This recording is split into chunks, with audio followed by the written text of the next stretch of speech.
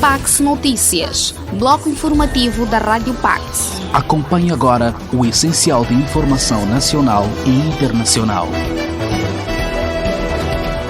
Olá, ouvinte da Rádio Pax, saudações, bem-vindo ao Espaço Pax Notícias. Hoje é 1º de março de 2022.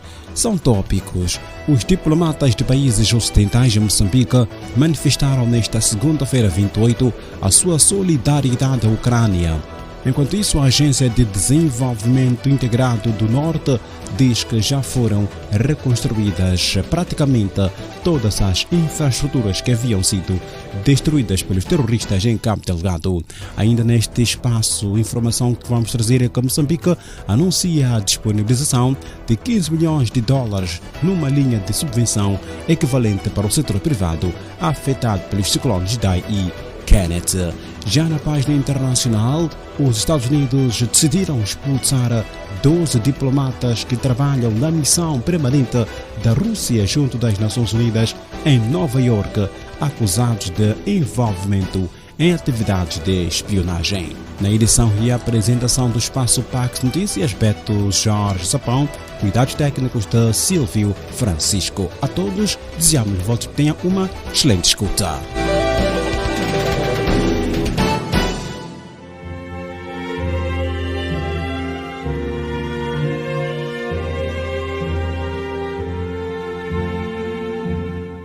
Um momento de oração para o fim do coronavírus. À vossa proteção recorremos, Santa Mãe de Deus. Não desprezeis as nossas súplicas e nossas necessidades, mas livrai-nos sempre de todos os perigos. Ó Virgem gloriosa e bendita. Amém.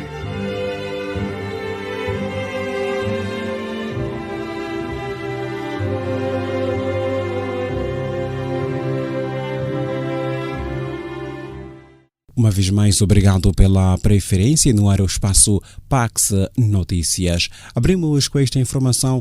Moçambique anuncia a disponibilização de 15 milhões de dólares numa linha de subvenção equivalente para o setor privado afetado pelos ciclones Idai e Kenneth. O anúncio deste valor foi feito recentemente aqui na Beira pela vice-ministra das Obras Públicas, Habitação e Recursos Hídricos, Cecília Chamutota, por ocasião do lançamento da linha das subvenções para o setor privado das províncias que foram atingidas pelos ciclones Idai e Kenneth, nomeadamente em Inhambane, Manica, Sofala, Tete, Zambésia, Nampula e Cabo Delgado.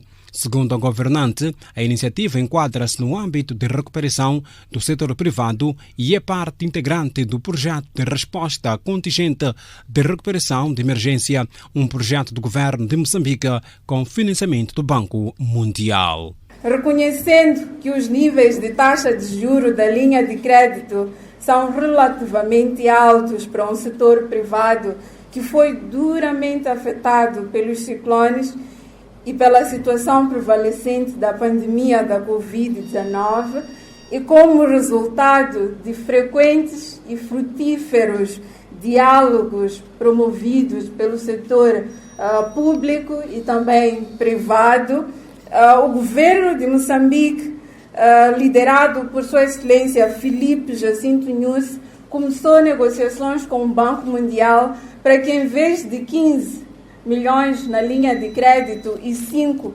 milhões nesta linha de subvenção, pudéssemos trocar, ficassem 5 na linha de crédito e 15 passassem para cá. Minhas senhoras e meus senhores, é com elevada honra que eu gostaria de anunciar, como já pudemos ouvir, que o Banco Mundial, tendo concordado com essa abordagem, estamos aqui reunidos nesta sala para anunciar o lançamento de uma linha de subvenções equivalentes de 15 milhões de dólares.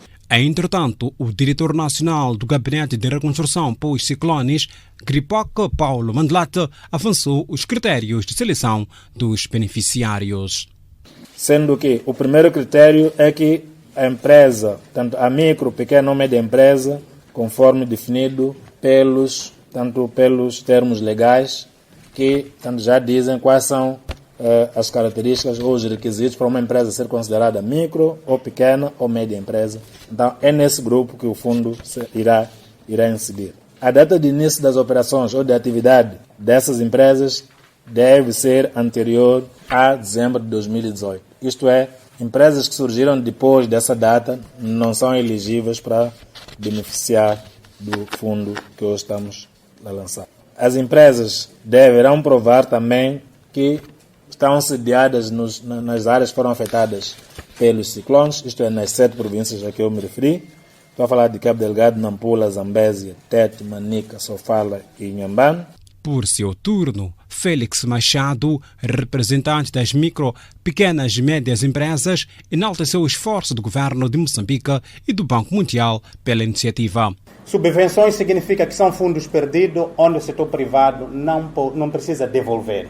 Isto vai um pouco ao encontro daquilo que nós tivemos com o presidente do Banco Mundial, na Munhava, em instalações abandonadas, destruídas, em que ele prometera que iria apoiar o setor privado. E nós, na altura, dizíamos que não queríamos dinheiro de graça, queríamos sim dinheiro a taxa de juros baixas. Há-se bem a representação do setor privado.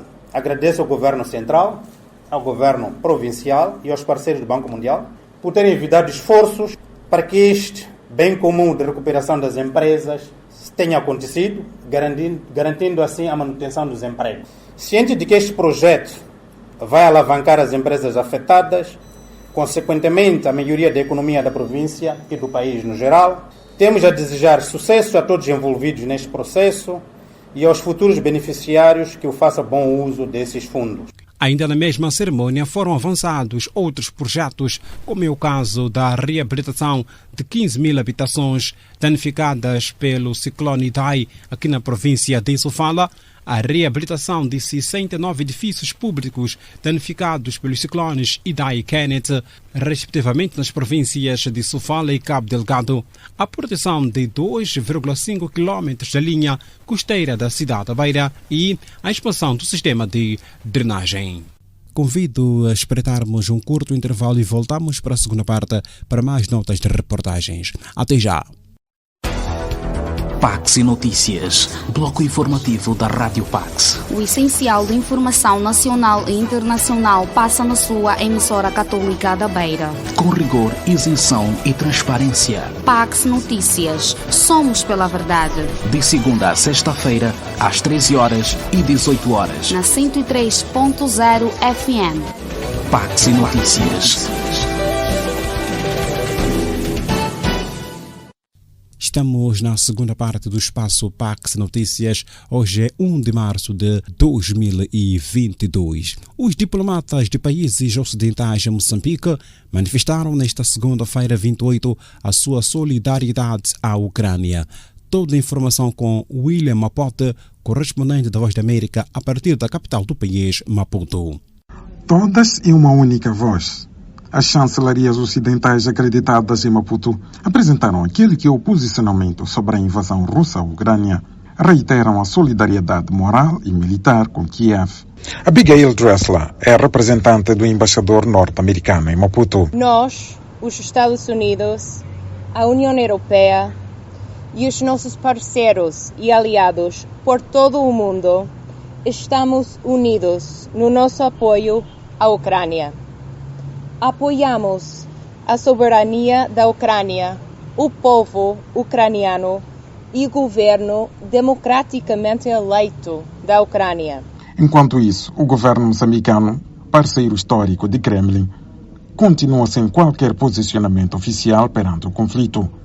No Parlamento, a oposição questiona e deixa críticas à mistura. Arnaldo Chalau e Lutero Simango falam em nome da oposição nacional. Não faz sentido que um governo estruturado, como é o caso de Moçambique, não se pronuncie em volta dessa situação que, na verdade, preocupa o mundo todo, porque tem em conta e está em causa o direito internacional humanitário. A agressão e invasão a um país soberano devem ser condenadas.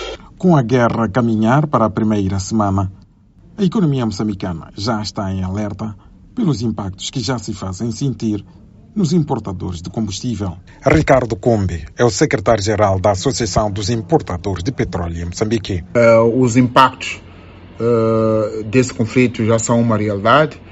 A realidade é essa que posso sustentar com as faturas que estamos a receber do fornecedor de combustível atual, em que esses custos já superam em grande escala aquilo que eram os níveis da faturação no mês de janeiro passado. Portanto, pese embora esses custos não alcancem o consumidor final, aos operadores já tem um efeito natural a se fazer sentir. Por outro lado, as sanções cada vez crescentes impostas a Moscou ameaçam outros setores em Moçambique.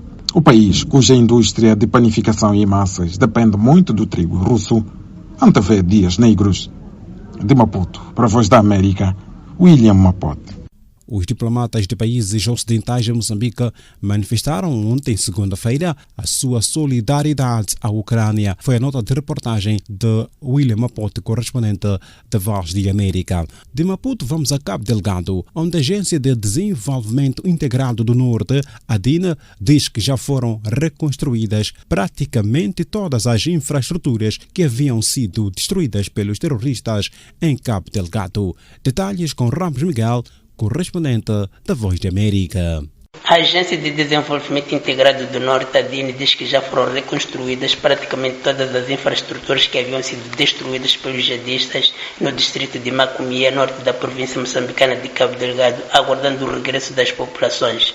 Mas analistas dizem que falta resolver as causas da guerra. A reconstrução de Cabo Delgado depois do conflito armado foi tema de uma conferência co-organizada pela Universidade Católica de Moçambique e o Observatório de Meio Rural, em que a DIN, agência estatal, anunciou estar prevista para breve a reinauguração da maior parte dessas infraestruturas. O empresário Asif Osman diz, entretanto, que a solução para o conflito em Cabo Delgado não deve ser apenas militar, deve ser acompanhada por medidas econômicas e sociais, porque esta guerra provocou um verdadeiro drama humanitário. Estamos a falar de muitas vidas perdidas, famílias desmembradas, pessoas que perderam o pouco que acumularam ao longo das suas vidas. Portanto, eu acho que a sociedade moçambicana tem que se mobilizar e concentrar as suas energias para tentar atenuar o sofrimento destas populações. Macomia é dos distritos mais afetados pela violência jihadista no norte de Cabo Delgado e João Feijó, pesquisador do Observatório de Meio Rural, diz que se não forem tomadas medidas, sobretudo no domínio socioeconômico, as pessoas que regressarem poderão ser mobilizadas novamente pelos jihadistas. No seu entender, não é sustentável estar a alimentar indefinidamente mais de 800 mil pessoas. O grande desafio agora é colocar essas pessoas a produzir e reintegrá-las economicamente para elas conseguirem produzir, gerar rendimentos e alimentar a economia e diminuir a necessidade de doações e de importações. Isto implica que haja também uma capacidade de assistência económica a estas situações, através do fornecimento de insumos, de sementes melhoradas, de assistência técnica, mas tem que haver um projeto mais tentado. E o analista Dercel Fazema, do Instituto para a Democracia Multipartidária, defende a ideia de que é preciso tentar resolver as causas do conflito, assim como reforçar as medidas de segurança quando as pessoas estiverem a regressar aos seus distritos. O risco de infiltração é sempre maior porque as populações não estão organizadas como estavam nas suas zonas de origem e as pessoas vão claramente tender a ir para as zonas seguras. Portanto, há toda uma necessidade de se criarem mecanismos para haver um controle e uma monitoria mais rigorosa. Estamos a falar de 800 mil deslocados, não é fácil ter um controle efetivo dessas pessoas. Por seu turno, o analista Egídio vai chamar a atenção para a necessidade de não se encarar o movimento de retorno das pessoas como o fim do terrorismo, porque realçou o combate a este fenômeno não é apenas ao nível militar. O terrorismo também combate ao nível das ideias, da mentalidade e, portanto, o Estado moçambicano tem que lidar com as causas fundantes da radicalização. A sociedade precisamos de lidar e de radicalizar as nossas mentes, mas obviamente que cabe ao Estado manter a estabilidade nos termos militares que nós conhecemos. E há quem questiona até que ponto Macomia e outros distritos são realmente seguros. A analista Egna Sidomo afirma que Macomia está seguro, mas isso não é suficiente. A segurança transcende a presença do militar. Segurança significa que as populações também, ao chegar, vão sentir-se ou estar integradas no sistema de segurança que já está a ser implementado. Então, não se trata simplesmente de pensar na segurança de forma restrita, como presença de militar. Para a Voz da América, Ramos Miguel. Ramos Miguel, com a informação, a Agência de Desenvolvimento Integrado do Norte diz que já foram reconstruídas praticamente todas as infraestruturas que haviam sido destruídas pelos terroristas em Cabo Delgado. O último intervalo para a terceira e última parte desse espaço, Pax Notícias. Pax FM 103.0. Música e informação. Rádio Católica da Beira. Pax FM, promovendo a paz. Estamos a caminhar para momentos finais desse espaço Pax Notícias, mas ainda temos espaço para olharmos a página internacional, onde os Estados Unidos decidiram expulsar 12 diplomatas que trabalham na missão permanente da Rússia junto das Nações Unidas em Nova Iorque, acusados de envolvimento em atividades de espionagem. Os Estados Unidos informaram às Nações Unidas e à missão permanente da Rússia das Nações Unidas que estamos a iniciar o processo de expulsar 12 agentes de inteligência da missão russa que abusaram dos seus privilégios de residência nos Estados Unidos ao se envolverem em atividades de espionagem que são adversos à nossa segurança nacional, disse a porta-voz da missão dos Estados Unidos da América nas Nações Unidas em comunicado. Olivia Dalton acrescentou que a ação está a ser tomada ao acordo da sede da ONU e está em desenvolvimento há vários meses. O representante russo na ONU, Vassily Nebenzia, disse a repórteres que os Estados Unidos deram aos diplomatas até 7 de março para deixar o país, uma ação que considerou de hostil do governo dos Estados Unidos e que viola as obrigações de Washington como país anfitrião das Nações Unidas. Não é a primeira vez que os Estados Unidos declaram diplomatas russos na ONU como persona non grata. Em 2018, a administração Trump expulsou uma dúzia de diplomatas russos da missão da ONU por acusações semelhantes à medida que as tensões aumentavam devido ao envenenamento a um ex-espião russo na Grã-Bretanha.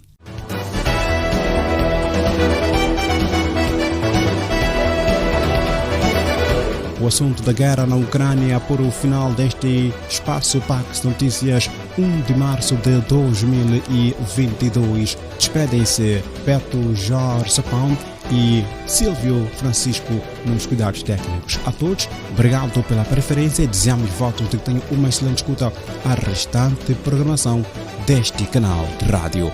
Um abraço. Pax e Notícias, bloco informativo da Rádio Pax. O essencial de informação nacional e internacional passa na sua emissora católica da Beira. Com rigor, isenção e transparência. Pax Notícias. Somos pela verdade.